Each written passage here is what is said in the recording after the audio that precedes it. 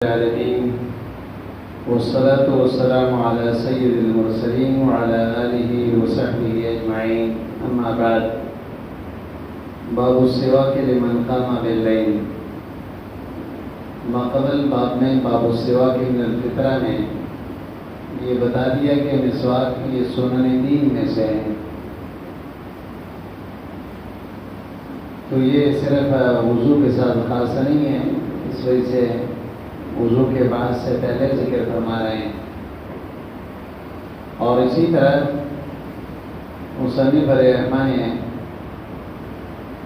تقریباً 8 روایتیں اس باب میں ذکر فرما دی ہیں۔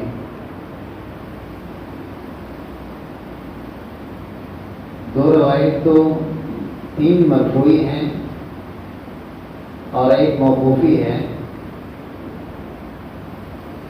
اور 4 جو ہے وہ آثار تابعین ہیں۔ تو ان میں سے جو مرفوعی روایت ہیں، سب سے پہلے حضرت عائشہ کی، وہ مسندن ہے۔ پھر اس کے بعد عمار بن یاسر رضی اللہ عنہ کا مسندن ذکر فرما رہے ہیں، لیکن ایک جو مرفوعی روایت حضرت ابو ہریرہ کا نقل فرما رہے ہیں، وہ تعلیقاً ذکر کر رہا ہے، اور باقی طلق ابن حبیب، مجاہد اور بکر ابن عبداللہ المزنی، ان تینوں کا ایک ساتھ ذکر کیا، پھر ابراہیم نخعی کا اثر الگ ذکر کیا۔ یہ 4 آثار ہیں، اور ایک روایت موقوفی ہے حضرت ابن عباس رضی اللہ عنہ کے، اور اس کو مصنف رحمہ نے بیچ میں ذکر فرمایا کہ وروی نحوہ عن ابن عباس وقال 5 كلها في الراس ذکر فیہ الفرق۔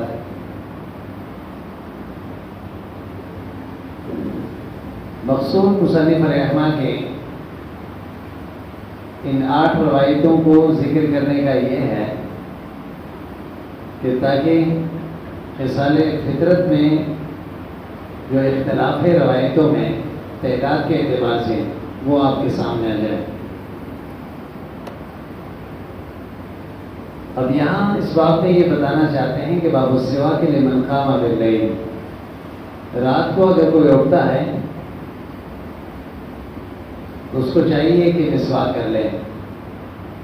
مصنف رحمہ نے مطلق باب قائم کیا ہے، امام بخاری اور بعض دوسرے حضرات ہیں لمن قام للتشہد، وہ اسی طرح مصنف نے للصلاۃ ذکر کیا ہے کہ اگر کوئی آدمی نماز کی نیت سے اٹھتا ہے، رات کو تہجد کی نیت سے اٹھتا ہے، تو پھر یہ حکم ہے، عام حکم۔ لیکن پہلے آپ سن چکے ہیں کہ 5 مواقع ایسے ہیں، علامہ ابن حمام بھی فرما رہے تھے، کہ جس میں مسواک کرنا مستحب عمل ہے، مسنون عمل ہے۔ ان میں سے ایک یہ ہے کہ جب دانت میں پیلا پن شروع ہو جائے، دوسرا یہ ہے کہ منہ کا ذائقہ خراب ہو جائے، تیسرا یہ ہے کہ عند استيقاظ من النوم، جب یہ نیند سے بیدار ہو جائیں، تو نیند کی حالت میں معدے کے بخار کی وجہ سے منہ میں ایک طرح کے بو پیدا ہو جاتے ہیں، تو اس وجہ سے، اور اسی طرح عند الصلاۃ اور وہ عند الوضوء۔ علامہ ابن حمام نے ان 5 صورتوں کو ذکر کیا ہے۔ سمجھ میں بات آئی؟ باب السواک لمن قام باللیل، جو روایت ہے حضرت حذیفہ رضی اللہ عنہ کے، حذیفہ ابن یمان، جس کا ذکر باقی ہو چکا ہے، قال، وہ فرماتے ہیں ان رسول اللہ صلی اللہ علیہ وسلم کان اذا قام من اللیل یشوس فاہ بالسواک، حضور جب رات کو اٹھتے تھے تو یشوسوں کا معنی یدلکو کے ہے، رگڑتے تھے اپنے منہ کو مسواک کے ذریعے سے، یا یشوسو معنی یغسلو کے ہے، اور ایک معنی یشوسو کے محدثین فرماتے ہیں یونقی، صاف کرتے تھے. کیا کرتے تھے؟ صاف کرتے تھے. تو بہرحال اس سے یہ بات معلوم ہوئی کہ مسواک جو ہے پہلے ماحول آپ کو بتایا کہ دانتوں پہ بھی چلانا چاہیے اور اسی طرح زبان پہ بھی چلانا چاہیے. رسول اکرم صلی اللہ علیہ وسلم کا معمول یہ دونوں تھے. اور خاص طور پر نیند کا ذکر اس نے کیا کہ نیند کے وقت منہ کا ذائقہ بدل جاتا ہے، تو اس لیے یہ حکم ہے. چلیے.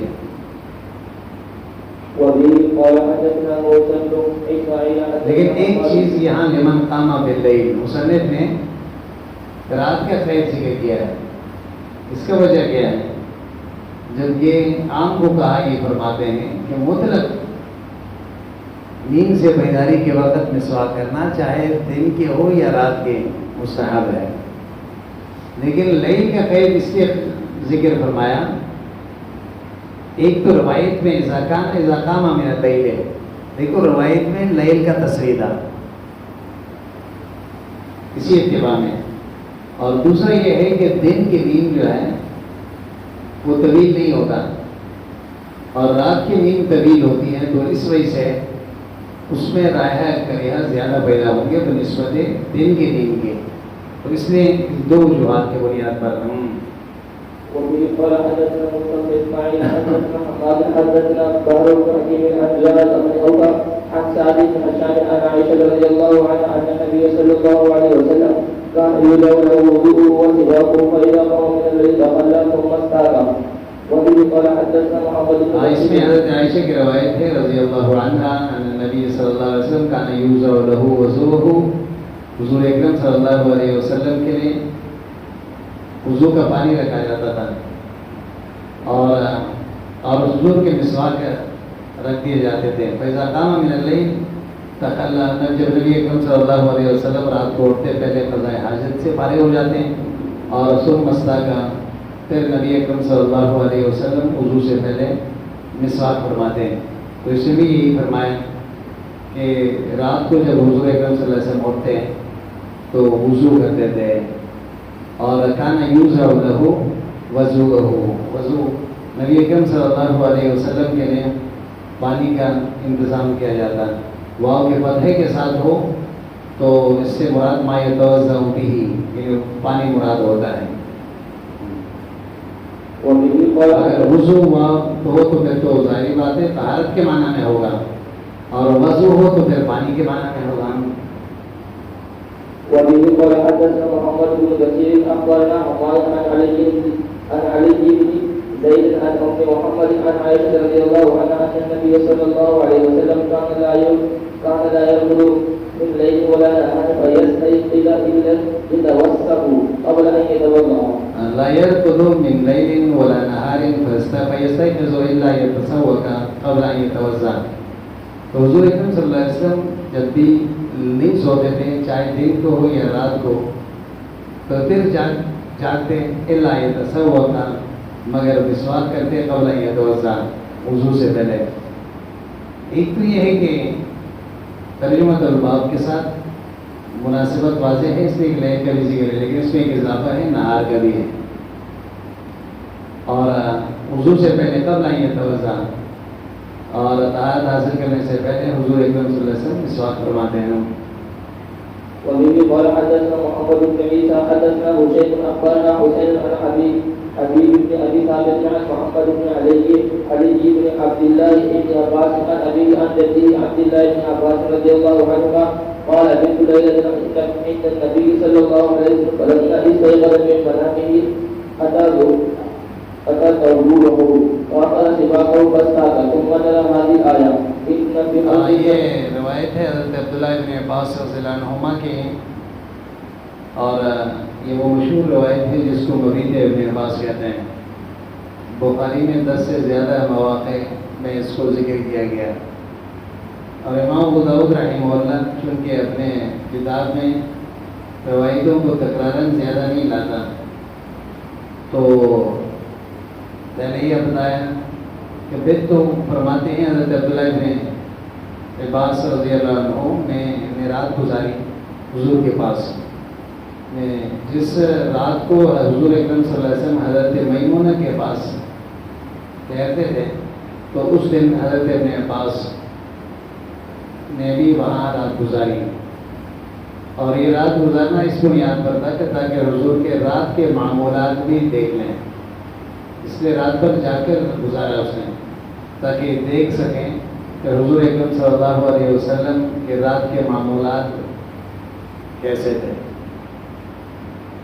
اور اس میں ایک بات تو اس بات کی طرف اشارہ ہے کہ حضرت ابن عباس کے اندر کتنا طلب اور طلب تھے علم حاصل کرنے کے، باوجود اس کے کہ صغار صحابہ کرام میں سے ہیں. اور حضور اکرم صلی اللہ علیہ وسلم کے انتقال کے وقت حضرت عبداللہ ابن عباس کے عمر 12 سال ہیں، اور حضرت میمونہ رضی اللہ عنہ حضرت ابن عباس کے خالہ تھی. تو اس لیے وہاں پہ ان کے ساتھ حضرت عبداللہ ابن عباس رضی اللہ عنہ کے والدہ جو ہے لبابہ، اس کا ام الفضل کنیت ہے اور لبابہ اس کا نام ہے، اور وہ بھی بڑے معتبر خاتون تھی. اور خواتین میں سے حضرت خدیجۃ الکبریٰ رضی اللہ عنہا کے بعد ایمان قبول کرنے والوں میں سے حضرت لبابہ ہے جو ابن عباس کے والدہ تھی.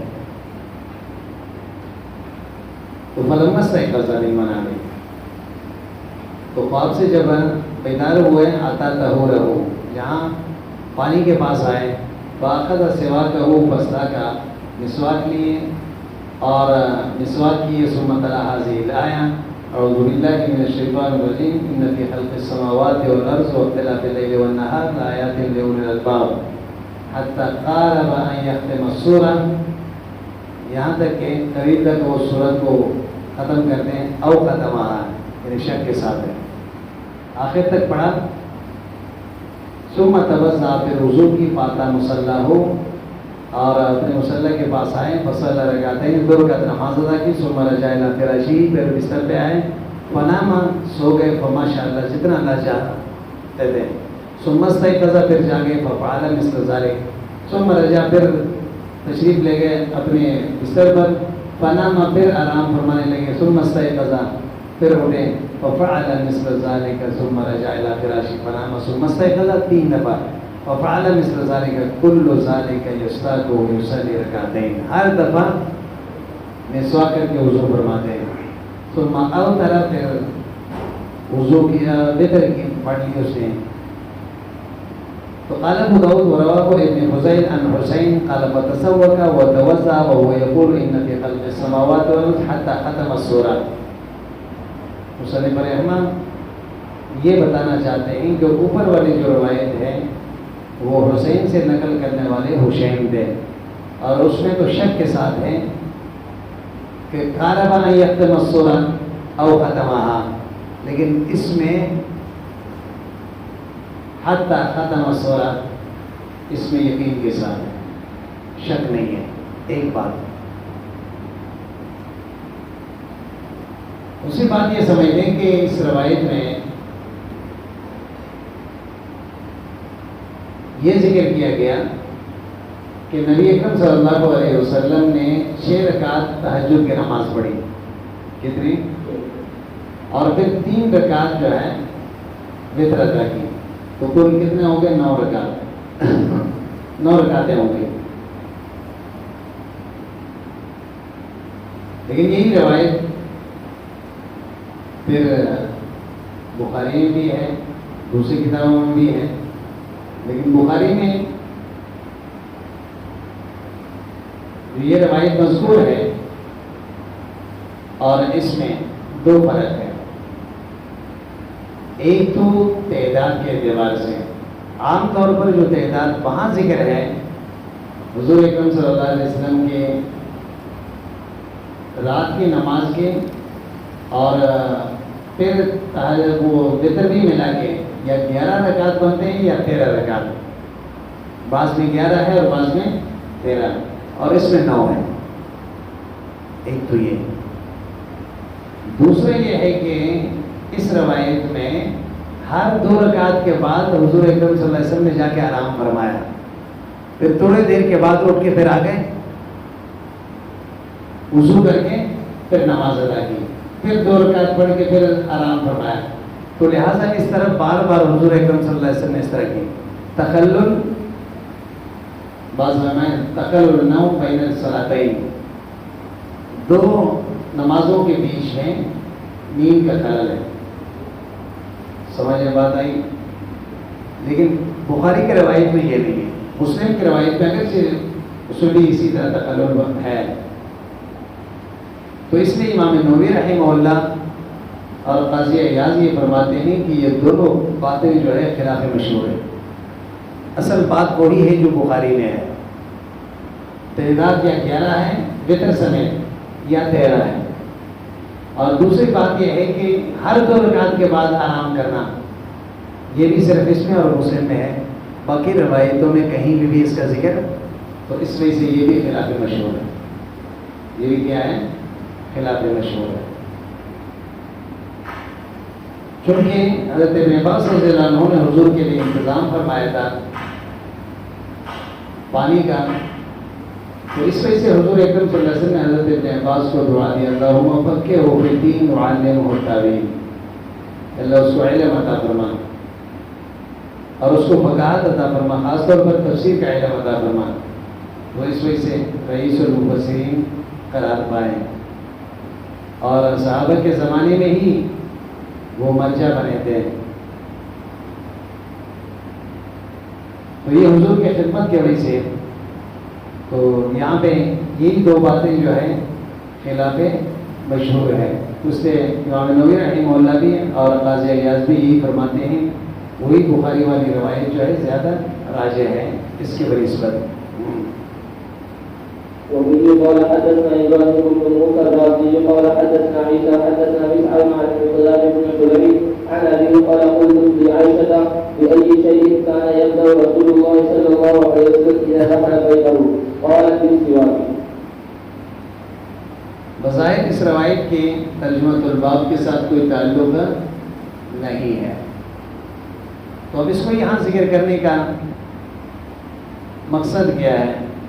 بعض رات نے تو دور سے نسبت کو تلاش کیا ہے، وہ یہ کہتے ہیں کہ بھائی شین حضرت عائشہ سے جب پوچھا گیا حضور گھر میں تشریف لاتے تو سب سے پہلے کس چیز سے آغاز فرماتے ہیں؟ فرماتے ہیں مسواک سے۔ دیکھو اس کا تو عنوان قائم کیا ترجمۃ الباب ہے، باب السواک لمن قام باللیل۔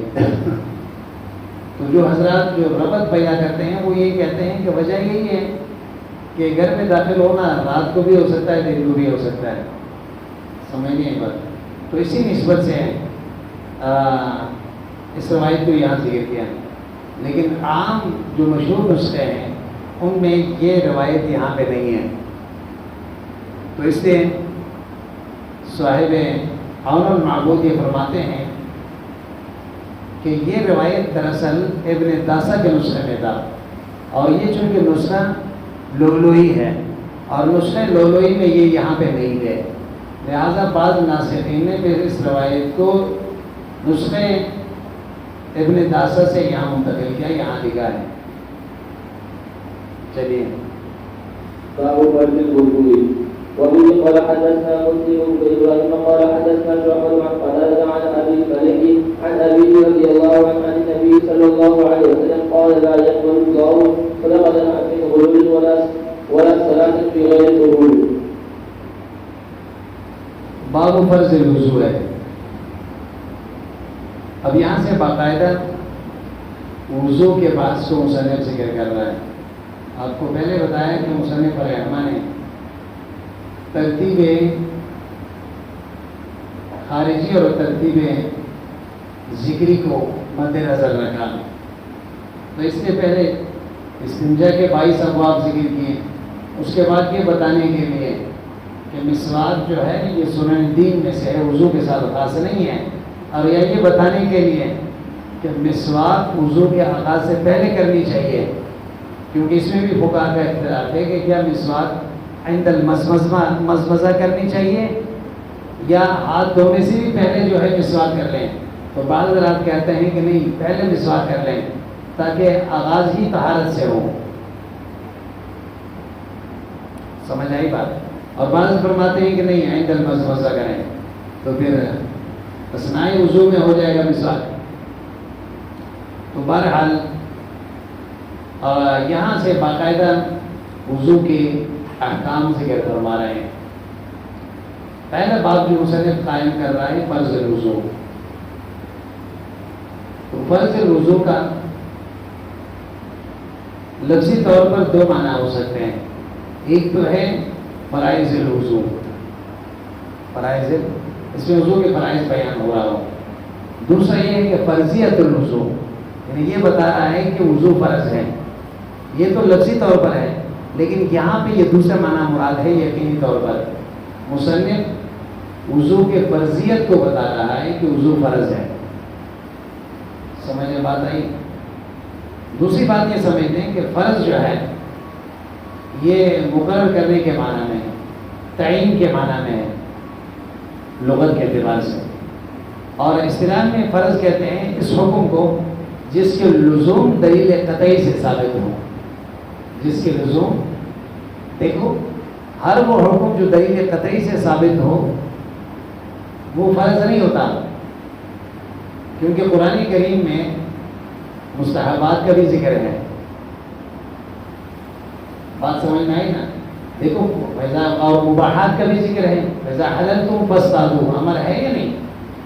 لیکن یہ فرضیت کے لیے تو نہیں ہے نا، یہ تو اباحت کے لیے ہے یہ حکم۔ تو اس لیے دلیل قطعی سے ثابت ہونا یہ فرضیت کے لیے کافی نہیں ہے، بلکہ اس کے لزوم بھی دلیل قطعی سے ثابت ہو۔ سمجھ میں بات آئی؟ ایک تو یہ سمجھ لیں۔ دوسری بات یہاں پہ یہ ہے وضو کی فرضیت کب ہوئی ہے؟ تو جمہور کا رائے یہ ہے کہ وضو کے فرضیت جو ہے نماز کے فرضیت کے ساتھ ہوئی۔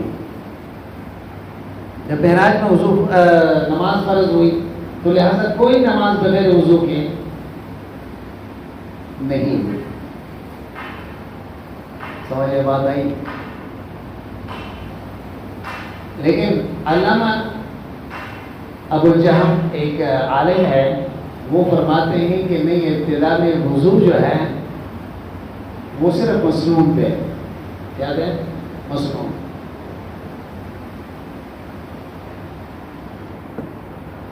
پھر اس کے فرضیت کا حکم جو ہے وہ مدینہ منورہ میں نازل ہوا ہے۔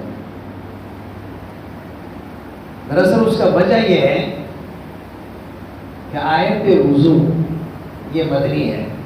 اب یہ اشکال ہوتا ہے نا، جو لوگ کہتے ہیں کہ وضو کی فرضیت نماز کے ساتھ ہے، تو آیت وضو تو مدینہ میں نازل ہوئی ہے، تو جو حضرات یہ کہتے ہیں کہ یہ پہلے سے فرض تھے، تو وہ کہتے ہیں کہ یہ حکم تو نماز کے ساتھ فرض ہو گیا تھا وضو، لیکن تاکیداً پھر آیت بعد میں نازل ہوئی ہے۔ سمجھ میں بات آئی؟ لیکن ابو الجہم فرماتے ہیں کہ نہیں، شروع میں اس کے حکم سنت کہتے ہیں، اور بعد میں پھر آیت وضو جب نازل ہوئی مدینہ منورہ میں پھر یہ فرض قرار پائے۔ بہرحال تو پھر اس کے بعد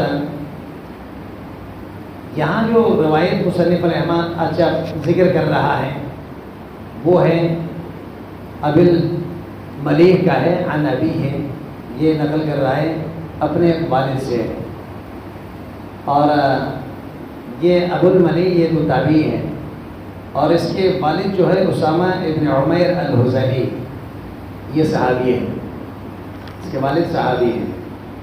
تو وہ فرماتے ہیں کہ خالہ حضور اکرم صلی اللہ علیہ وسلم نے فرمایا لا يقبل اللہ صدقۃ من غلول ولا صلاۃ بغیر طہور، اللہ تبارک و تعالیٰ کوئی صدقہ خیانت کا قبول نہیں فرماتے ہیں، اور نہ کوئی نماز بغیر طہارت کے قبول ہوتے ہیں۔ آپ سمجھ میں؟ اب اس میں دو چیزیں آ گئیں، ایک بات تو یہ سمجھ لیں، ایک صدقہ من غلول ہے اور ایک صلاۃ بغیر طہور ہے، سمجھ آئی بات؟ تو پہلے یہ سمجھ لیں کہ صدقۃ من غلول، کوئی صدقہ، غلول اصل میں کہتے ہیں مال غنیمت میں خیرت کو، مال غنیمت میں خیانت کو. اور پھر اس کا اطلاق مطلق خیانت پر بھی ہوتا ہے. اس کے امام قرطبی رحمہ اللہ فرماتے ہیں کہ الغلول ہونا الخیانہ مطلقاً او الحرام، یا صرف حرام مراد ہے. اور پھر ان دونوں کا ذکر کرنا، تو ان دونوں جملوں کے آپس میں کیا نسبت ہے؟ صدقہ من غلول اور صلاۃ بغیر طہور کے. علامہ ابن عربی رحمہ اللہ فرماتے ہیں کہ ان دونوں کے درمیان نسبت یہ ہے، جس طرح صدقہ مال حرام کے یہ قبول نہیں ہوتا، تو اسی طرح نماز بغیر وضو کے بھی قبول نہیں ہوتے. یہ بتانا چاہتے ہیں. سمجھ میں بات آئی؟ تو اب غلول تو مال غنیمت میں خیانت کو کہتے ہیں، اور اس کو یہاں ذکر کرنے کی ضرورت کیوں پیش آیا؟ ایک تو اس وجہ سے کہ شاید محل اور موقع کے مطابق حضور نے اس کو ذکر فرمایا. یہ سفر جہاد ہو اور اس میں مال غنیمت میں خیانت کے سزا کو بیان کرنا مقصود ہو، اس کے قباحت کو بیان کرنا مقصود ہو. ایک سمجھ آئی بات؟ یا تو یہ مقصود ہو، یا یہ بتانے کے لیے غلول کا لفظ استعمال کیا، خیانت کا لفظ استعمال نہیں کی کہ اس میں مزید قباحت کو بیان کرنا ہے. دیکھو مال غنیمت میں مجاہد کا بھی حصہ ہے یا نہیں؟ جو خیانت کرنے والا مجاہد ہے اس کا بھی حصہ ہے، لیکن تقسیم سے پہلے اگر وہ اٹھائے گا تو یہ خیانت تصور ہوگا. تو اللہ یہ بتا رہے ہیں کہ جس میں آپ کا حصہ نہیں ہے وہاں آپ اٹھا رہے ہیں، تو وہ تو طریقہ اولا سے کیا ہوگا؟ ناجائز ہو گیا نا. یہ مال غنیمت تو تقسیم سے پہلے یہ آپ کا حصہ ہے اس میں، لیکن آپ نے تقسیم سے پہلے لے لیے تو اس کو حرام قرار دیا گیا، اس کو خیانت قرار دیا گیا. تو اس میں اس بات کی طرف اشارہ ہے جو مشترکہ مال ہوتا ہے تو اس میں احتیاط کی ضرورت ہے. آدمی یہ نہ سمجھیں کہ اس میں تو میرا حق بھی ہے، میں اپنے حق لے رہا ہوں. سمجھ نہیں آئی بات. اس لیے ہمارے استاد محترم حضرت مولانا صاحبان محمود رحمہ اللہ فرما رہے تھے کہ علماء کے لیے خاص طور پر اس میں زیادہ احتیاط کی ضرورت ہے، اس لیے کہ ان کی زندگی اوقات کے ساتھ گزرتے ہیں. زیادہ تر کہ مسجد ہے، مدرسہ ہے اور امامت ہو، یہ وہ، اب وہ وہاں پہ ایسے چیزوں کو وہ استعمال کرتا ہے جو وقفی چیزیں ہوتے ہیں. اب وقفی چیزوں کو اس ضرورت کے مطابق استعمال کریں، ایسا نہ ہو کہ وہ بندے کا استعمال کریں اور مال کا ضیاع ہے اور اپنے حق سمجھ کر تو پھر اس سے گناہگار ہو جائے گا. اور اسی طرح مدرسہ ہے تو یہاں میں بھی ساری چیزیں جو ہے سب طلباء کے مشترکہ ہے، کسی ایک کا اس میں الگ سے نہیں ہے. بہرحال تو غلول یعنی مال غنیمت میں خیانت کو ذکر کرنے کے یہ دو وجہ ہے. یا تو سفر میں یہ واقعہ پیش آیا، یہ فرمایا محل اور موقع کے مطابق، یا یہ بتانے کے لیے کہ جس میں آپ کا حق ہے تو پھر بھی آپ نہیں لے سکتے ہیں. ولا صلاۃ بغیر طہور. اچھا ایک بات یہ سمجھ لیں کہ صدقہ مال حرام کے قبول نہیں ہے، لیکن حکم یہ دیا گیا ہے کہ مال حرام کے اگر مالک موجود ہیں تو ان کو لوٹانا ضروری ہے. اگر مالک نہیں ہے، کسی طریقے سے آپ مالک تک نہیں پہنچ سکتے ہیں، تو پھر وہ مال واجب التصدق ہے. کیا ہے؟ اس کو فقیر اور غریبوں کو دیں، تو پھر آپ کا ذمہ ثابت ہو جائے گا. اور نیت ثواب کا نہ کریں، بلکہ یہ کہیں کہ اللہ اس کے ثواب اس کے مالک تک پہنچا دے. تو جب قیامت کے دن اس کو یہ اس کا عوض مل جائے گا تو وہ خوش ہو جائے گا، تو آپ سے پھر دوبارہ مطالبہ نہیں کرے گا، کیونکہ اس وقت پھر اس کو زیادہ ضرورت ہے اس چیز کی. سمجھ میں بات آئی؟ ہاں البتہ حافظ ابن قیم رحمہ اللہ فرماتے ہیں کہ ثواب کا نیت تو نہ کریں، لیکن ثواب اس کو مل جائے گا. امتثال امر کا، صدقے کا نہیں، کیونکہ اس نے ایک اللہ کا حکم بجا لایا، کیونکہ اللہ کا حکم یہ تھا کہ حرام چیز کو استعمال میں نہ لائیں. یہ بھی کر سکتا تھا کہ وہ استعمال کر لیتا، نہیں کیا اس نے. تو امتثال امر کے ثواب اس کو مل جائے گا، لیکن صدقے کا ثواب نہیں، وہ تو مالک کو مل جائے گا. ولا صلاۃ بغیر طہور، نہ کوئی نماز بغیر طہارت کے، ولا صلاۃ بغیر طہور. اب یہاں لا صلاۃ، یہاں پہ آپ کو بتا دیا ہے لا ولا صلاۃ بغیر طہور میں کہ یہ نکرہ تحت النفی ہے، عموم کا فائدہ دیتا ہے. کوئی بھی نماز چاہے نفل ہو یا فرض ہو وہ قبول نہیں ہوتا بغیر طہارت کے. طہارت نماز کے شرائط میں سے ہے. جمہور کر رہی ہے ائمہ اربعہ بھی اس میں شامل. البتہ امام شافعی اور ابن جریر طبری یہ فرماتے ہیں کہ نماز جنازہ اور سجدہ تلاوت یہ دونوں بغیر طہارت کے بھی ہو سکتے ہیں. اور امام بخاری کا رائے یہ ہے کہ سجدہ تلاوت کے لیے طہارت شرط نہیں ہے، اگرچہ صلاۃ جنازہ کے لیے وہ بھی شرط باندھتا ہے، لیکن چونکہ یہ سب صلاۃ کے حکم میں ہے تو اس وجہ سے طہارت شرط ہوں گے. اور اس کی تقاضا بھی یہ ہے کہ ولا صلاۃ بغیر طہور کی.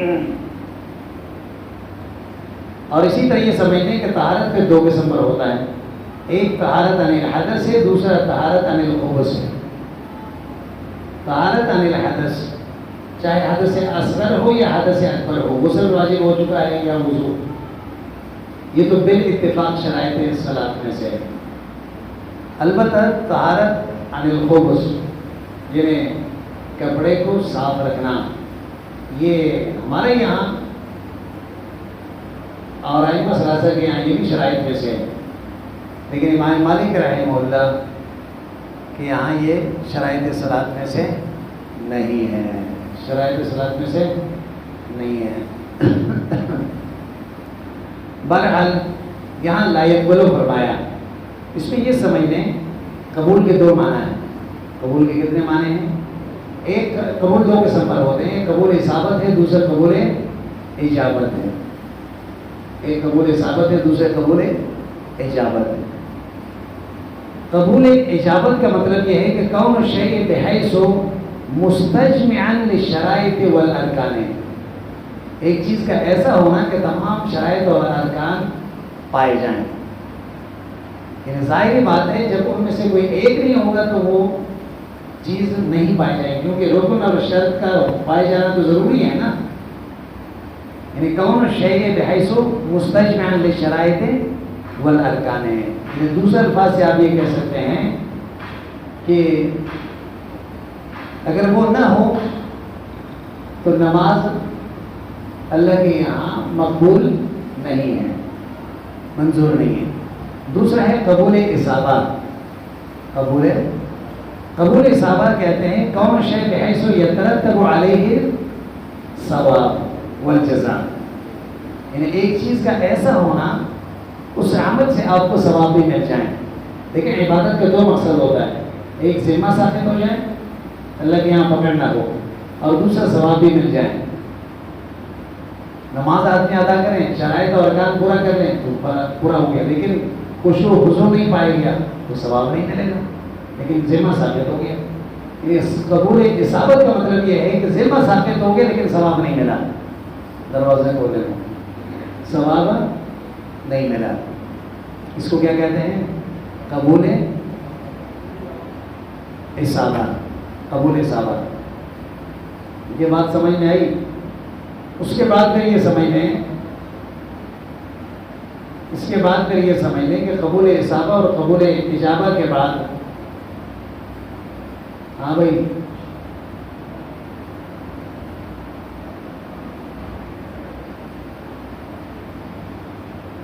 دیر سے کیوں آتے ہو بھائی روزانہ؟ اس طرح نہ کریں، اندر بیٹھ جائیں. تو بہرحال قبول کے یہ دو قسمیں ہوں گے، قبول اصابہ، قبول اجابہ۔ ایک میں پہلے میں جو ہے کون شے بحیث مستجمع للشرائط والارکان، یعنی اس کے بغیر وہ ذمہ ساقط ہی نہیں ہوتا۔ اور دوسرے جو ہے قبول اصابہ، وہ یہ ہے کہ کون شے بحیث یترتب علیہ ثواب والجزاء، یعنی ذمہ تو ساقط ہو گیا اس کے بغیر بھی، لیکن ثواب نہیں ملا۔ عبادت کے یہی دو مقصد ہوتے ہیں، اور چونکہ روایتوں میں قبول کے دونوں معنی استعمال ہوئے ہیں، یہاں قبولیت سے کون سا معنی مراد ہے؟ قبول اجابت مراد ہے، کیونکہ سرے سے نماز ہی نہیں ہوتی، ذمہ ہی ساقط نہیں ہوتا، سمجھیے یہ بات۔ اور دوسرے کے معنی لا يقبل اللہ، دیکھو یہی قبول اصابت کے اجابت کا حدیث میں اور جگہ بھی ذکر ہے، لا يقبل اللہ صلاۃ الحائض الا بخمارین، یعنی جو عورت لڑکی جو ہے وہ بالغ ہو جائے اس کے بعد جب تک سر پہ دوپٹہ نہیں اڑے گی اس کی نماز نہیں ہوگی، تو یہ ضروری ہو گیا۔ اسی طرح قبول اصابت کا معنی حدیث میں ذکر ہے، من اتی عرافا، جو آدمی نجومی کے پاس جاتا ہے، فصدقہ بما، جو اس نے کہا اس کی تصدیق بھی کی، اللہ 40 دن میں اس کی نماز قبول نہیں فرمائیں گے۔ لا يقبل اللہ صلاۃ 40 یوما آتا ہے، 40 دن نماز کا۔ یہاں قبولیت سے مراد کیا ہے؟ قبول اصابت، یعنی ذمہ تو ساقط ہو گئی کیونکہ سارے ارکان پورا کر رہا ہے نا، لیکن یہ ہے کہ ثواب نہیں ملے گا، ثواب نہیں ملے گا اس کو۔ تو بہرحال یہ دو قسمیں ہیں۔ پھر یہاں پہ ایک مسئلہ چھوٹے سے یہ بھی سمجھ لیں، فاقد الطہورین کا مسئلہ جو آپ پڑھ چکے ہیں۔ فاقد الطہورین وہ آدمی جس کے پاس نہ تو پاک پانی ہے اور نہ پاک مٹی ہے تیمم کرنے کے لیے۔ اب مثلا ایک ناپاک جگہ پر اس کو قیدی بنا دیا گیا، یا جہاز میں ہے جہاں پہ یہ دونوں سہولت نہیں ہے، یا درخت کے اوپر ہے اور پتوں پہ گرد و غبار بھی نہیں ہے، اب وہ کیا کریں؟ اور نیچے اترنے کا کوئی صورت نہیں ہے، اب وہ کیا کریں؟ نماز کا وقت ہو تو ائمہ اربعہ اس میں جو ہے اس کا اختلاف ہے۔ اس میں امام مالک رحمہ اللہ فرماتے ہیں چونکہ اس کے استطاعت میں نہیں ہے تو اس وجہ سے یہ نہ اس کے لیے ادا ہے اور نہ قضا ہے، لا ادا ولا قضا، تو اس وجہ سے عدم استطاعت کی وجہ سے نماز اس سے معاف ہے، لہٰذا نہ ابھی پڑھیں نہ بعد میں قضا کر لیں۔ یہ کون کہتا ہے؟ امام مالک رحمہ اللہ فرماتے ہیں۔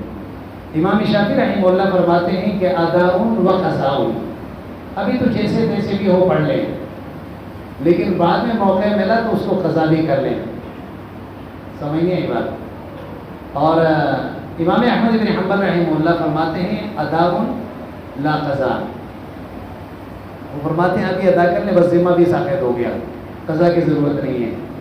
امام ابو حنیفہ رحمہ اللہ بالعکس فرما رہے ہیں لا ادا و قضا، یعنی ابھی نہ پڑھیں لیکن بعد میں کیا کر لیں؟ قضا کر لیں جب موقع ملے۔ یہ فاقد الطہورین کا یہاں پہ ذکر فرمایا، ولا صلاۃ بغیر طہورنا، بغیر طہارت کے کوئی نماز اللہ تبارک و تعالیٰ قبول نہیں فرماتے ہیں۔ آپ کو بتا دیا کہ یہاں مطلق مراد ہے، تمام نمازیں چاہے نفل ہو فرض ہو سارے، کیونکہ نکرہ تحت النفی ہیں اور عموم کا فائدہ دیتا ہے۔